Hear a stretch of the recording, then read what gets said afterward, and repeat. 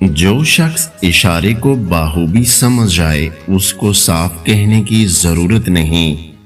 اگر تم کسی جھگڑے سے تنگ دل ہو تو تمام دنیا کی فضا کو تنگ دیکھو گے۔ دعوت قبول کرنے میں امیر و غریب کا فرق مت کرو۔ آدمی کے جھوٹا ہونے کے لیے یہی کافی ہے کہ وہ ہر سنی سنائی بات بیان کر دے۔ قیامت اس وقت آئے گی جب زمین پر کوئی اللہ اللہ کہنے والا نہیں رہ جائے گا۔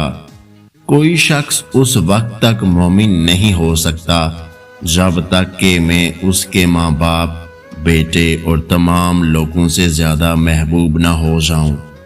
تم میں سے جب کوئی شخص کچھ کھانا چاہے تو اپنے ہاتھ سے کھائے، اور جب کوئی چیز پینا چاہے تو دائیں ہاتھ سے پیے۔ سچے کا تھوڑا سا مال جھوٹے کی بہت سی دولت سے بہتر ہے۔ اللہ تعالیٰ کا ہر فیصلہ عقل و عدل پر مبنی ہوتا ہے، اس لیے کبھی بھی حرف شکایت ہونٹوں پہ نہ لاؤ۔ اپنی ضرورتوں کو محدود کر لینا ہی بڑی دولت مندی ہے، اور اللہ تعالیٰ سے ڈرو۔ بلا شبہ اللہ تعالیٰ دلوں تک کی باتوں کی پوری خبر رکھتا ہے۔ مالدار بہت دشواری کے ساتھ جنت میں داخل ہوگا۔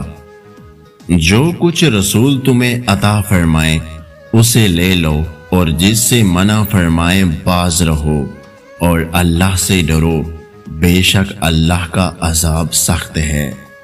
جس نے رسول اللہ صلی اللہ علیہ وآلہ وسلم کا حکم مانا، بے شک اس نے اللہ کا حکم مانا، اور جن لوگوں نے کفر کیا اور ہمارے احکام کو جھوٹا بتلایا، ایسے لوگ دوزخ میں رہنے والے ہیں۔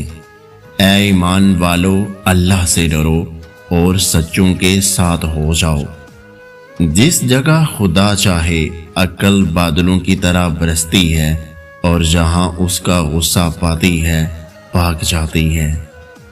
دوسروں کی خوشی اور آسودہ حالی پر حسد نہ کرو، کیونکہ ان کی یہ خوشحالی زندگی تو چند روز ہے۔ جو عورت اس حال میں انتقال کرے کہ اس کا شوہر اس سے راضی ہو اور وہ خوش ہے تو وہ عورت جنتی ہے۔ جو عورت بغیر کسی عذر معقول کے شوہر سے طلاق مانگے اس پر جنت کی خوشبو حرام ہے۔ اس ویڈیو کو لائک، شیئر اور میرے یوٹیوب چینل کو سبسکرائب کرنا مت بھولیے گا۔ اپنا بہت سارا خیال رکھیں، مجھے دعاؤں میں یاد رکھیں۔ ویڈیو دیکھنے کا بہت بہت شکریہ۔ اللہ حافظ۔